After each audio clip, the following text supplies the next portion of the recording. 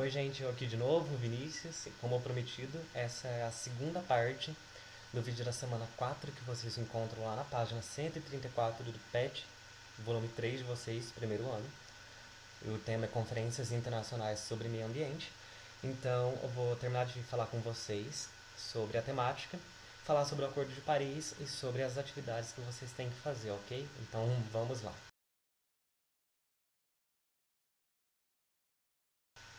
O Acordo de Paris ele foi selado em 2015 e o seu principal objetivo foi de manter o aumento da temperatura média da Terra abaixo de 2 graus Celsius.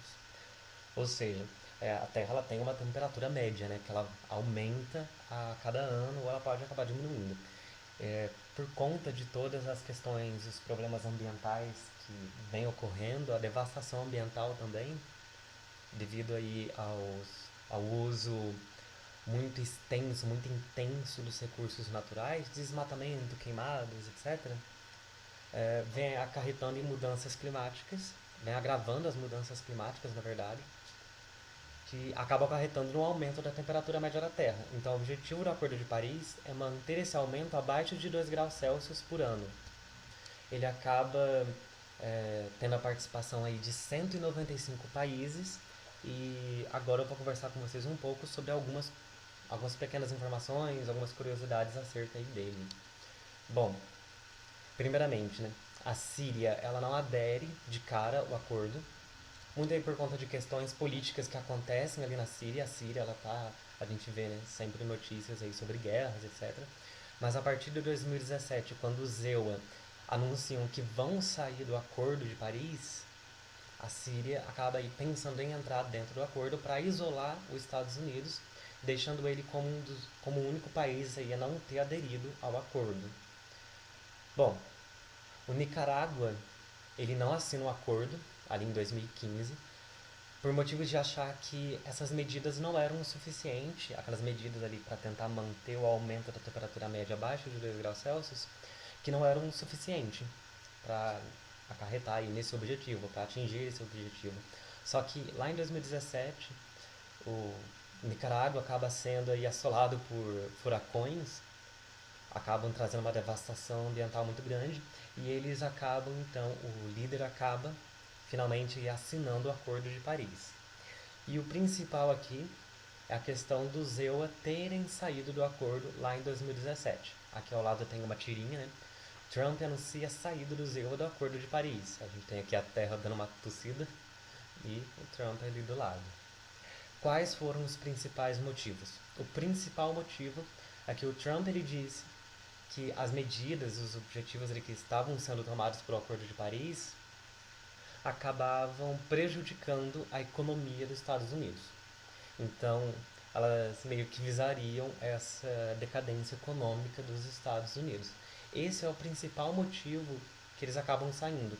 Então, eram medidas, segundo ele, que não, não trariam benefícios para os Estados Unidos. Então, justamente por isso ele acaba saindo.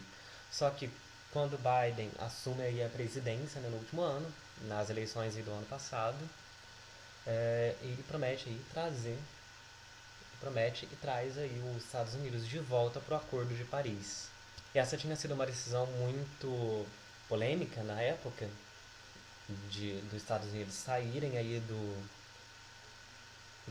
Acordo de Paris, porque esse mapa aqui ele é de 2010, ele mostra a emissão de gás carbônico pelos países.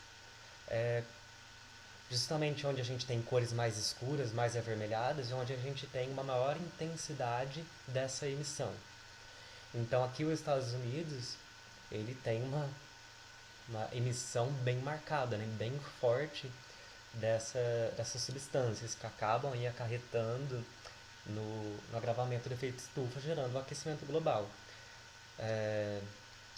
Outra questão é que os Estados Unidos ele também ele está numa faixa, pelo menos lá na época, de, de maior urgência do Acordo de Paris aí para tentar, de fato, diminuir a emissão dos gases, diminuir o, essas questões do impacto humano na natureza.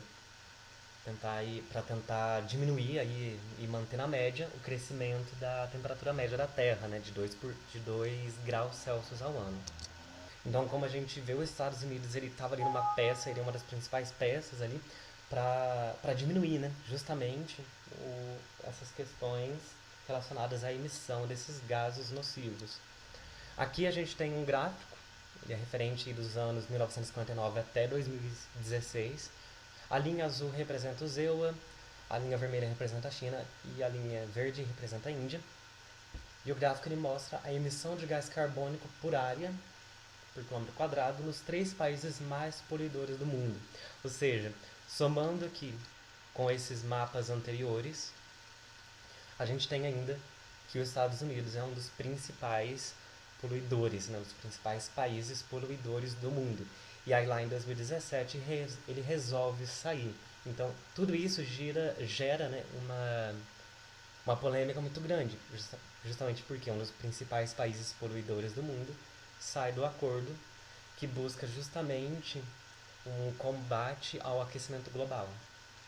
Mas enfim, né, aí em 2020, 2021, o Biden, ali nas eleições, acaba trazendo novamente os Estados Unidos de volta ao Acordo de Paris. Então, sobre a temática da aula é isso, e agora eu vou conversar com vocês um pouco sobre as atividades da semana. Bom, as atividades vocês encontram lá na página 136 do PET, então vamos lá.